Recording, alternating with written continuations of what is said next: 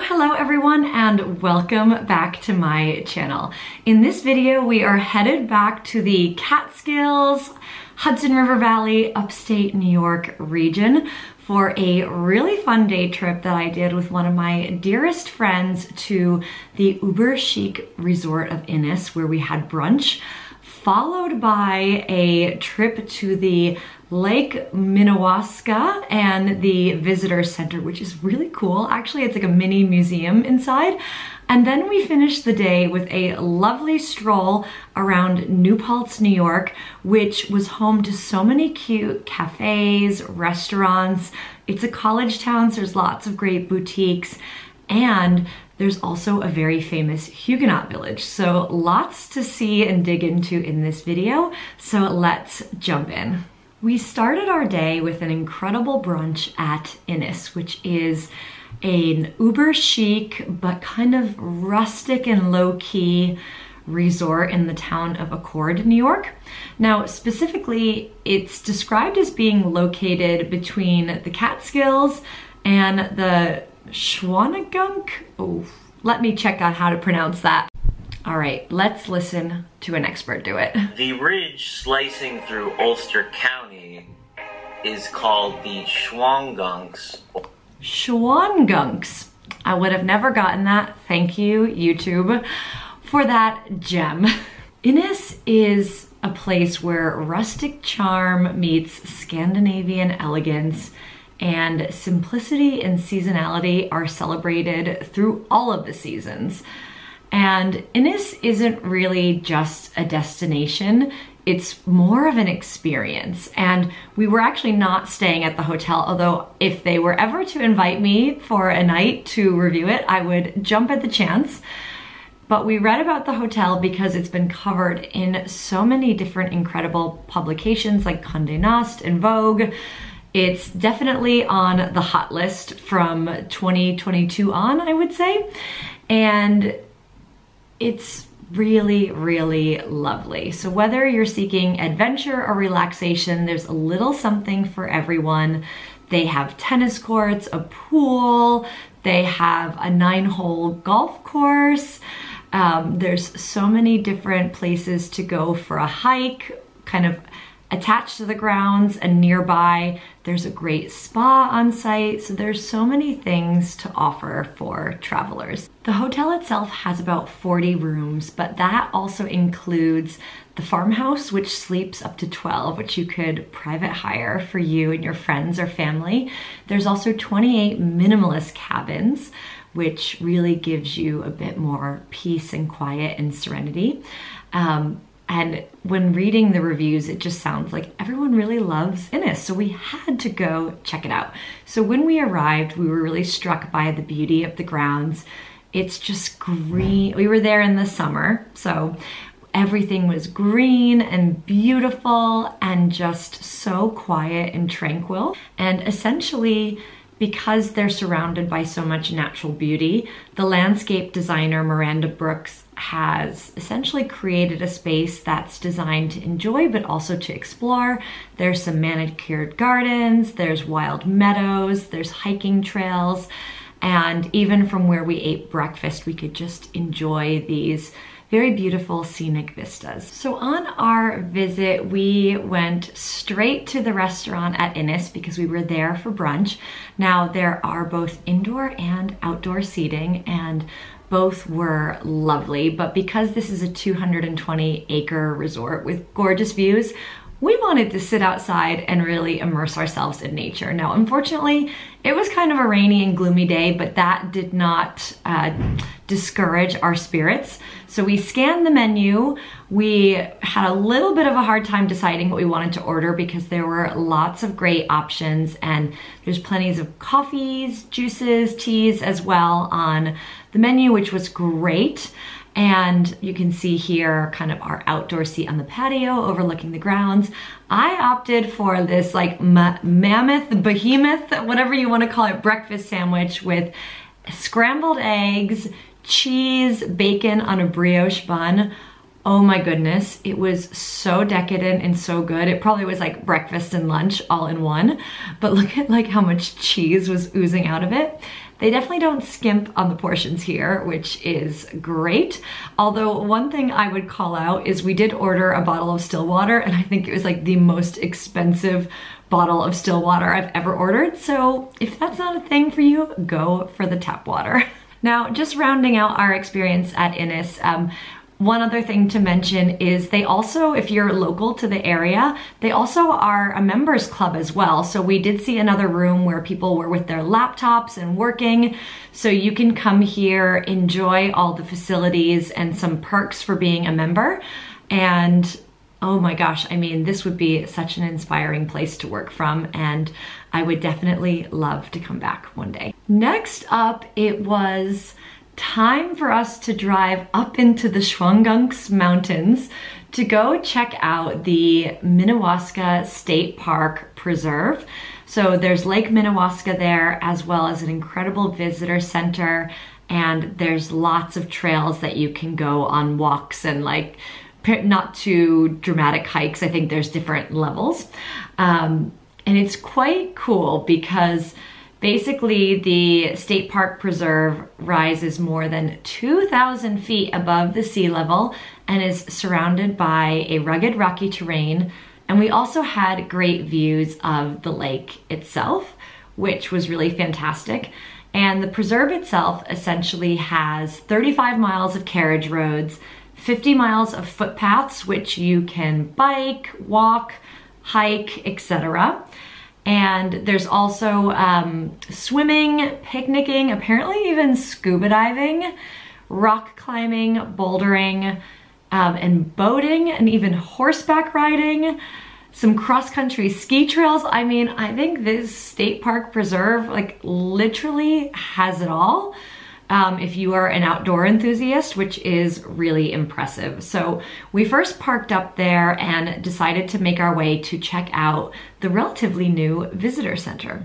The new visitor center was completed in 2020, and it was in part thanks to $3 million that were raised by OSI. And basically the visitor center itself is a great place to start if you come to the state park.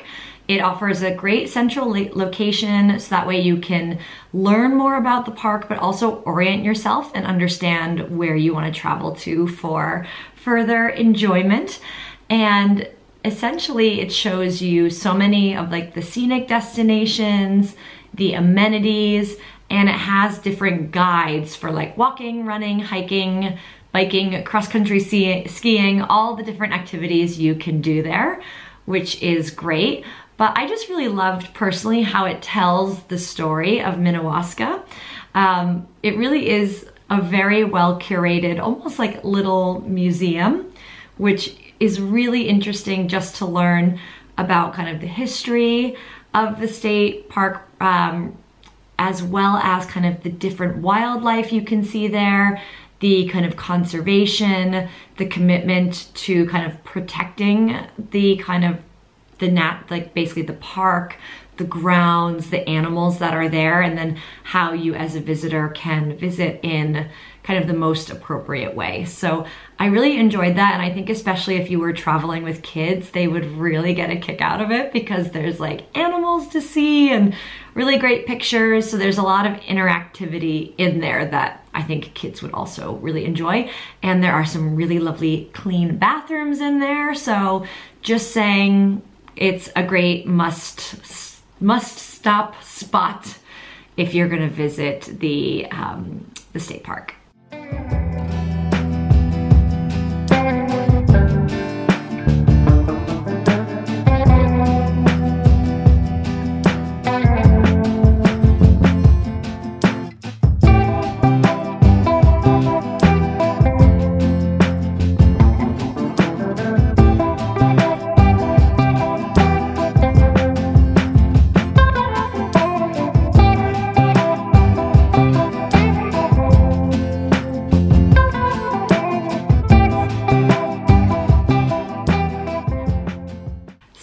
next up, we drove over to New Paltz, New York, which is a charming college town with many layers to it. So when we first arrived, we needed a little kind of coffee and tea fix, and my friend knew just the place to start, which is called Lagusta's Luscious Cafe. And luscious it is. It's such a cool, quirky cafe with really good chocolates, some really lovely kind of snacks and baked goods, and fantastic coffees as well. So I got myself an iced latte, which really just hit the spot, needed that extra energy boost at this time in the day. And I also admired some of the chocolates that they have there. There was one that, no joke, is called Furious Vulva. And if you're wondering what goes into that chocolate, it is pink peppercorn and pink sea salt. Very fun, but yes, a really great place where you can grab your coffee and maybe grab some little treats for the road trip or to bring back to your family or friends, which we did all of the above. And then after that, it was over to the historic Huguenot Street, which was so interesting to see. The historic Huguenot Street is actually a 10-acre National Historic Landmark District in New Paltz.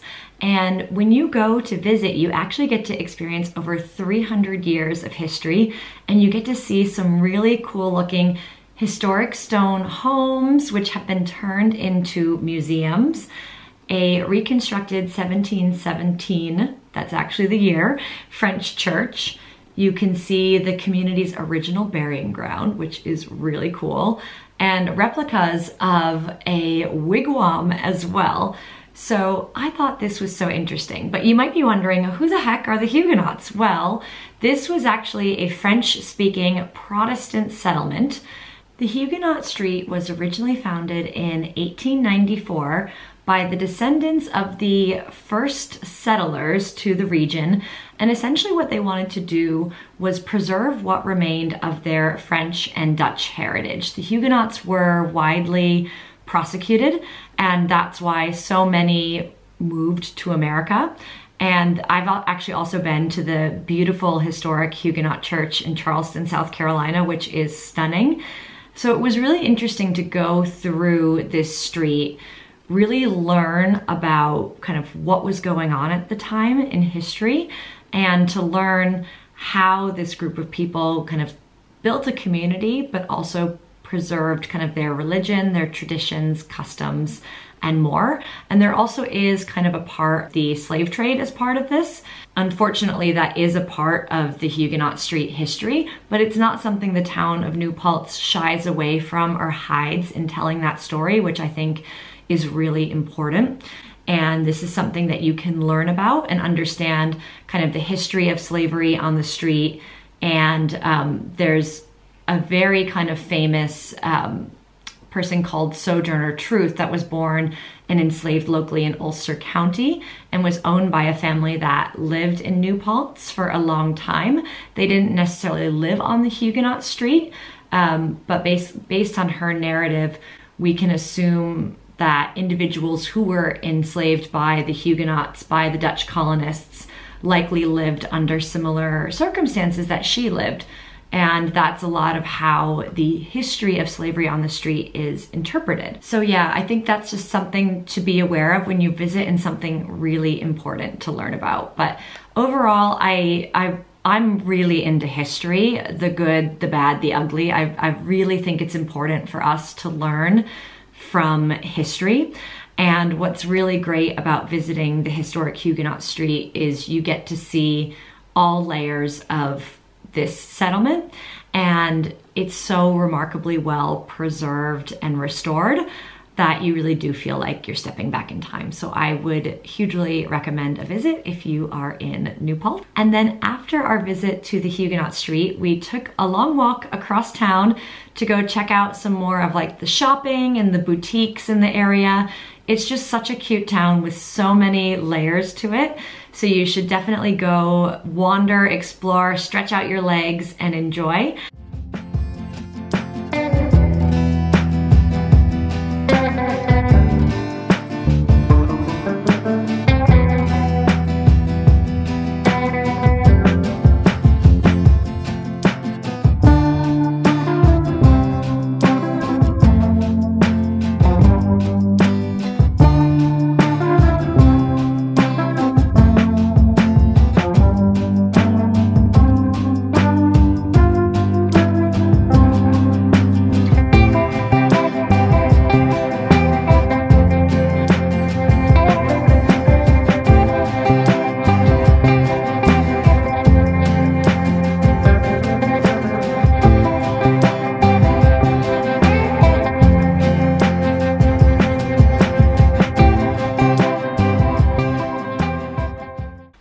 we finished our day by going to a place called Huckleberry, which is just a really lovely kind of restaurant and bar. Also feels quite historic on the interior.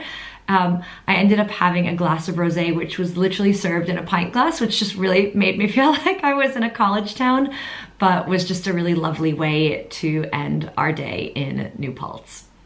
So with that said, that wraps up my upstate New York travel vlog.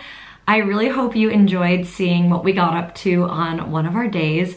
We really enjoyed this day. It was such a diverse day in terms of brunch at like a bougie, eco-chic retreat, then going off to a really beautiful state park and finishing in a really charming college town with so many layers to it.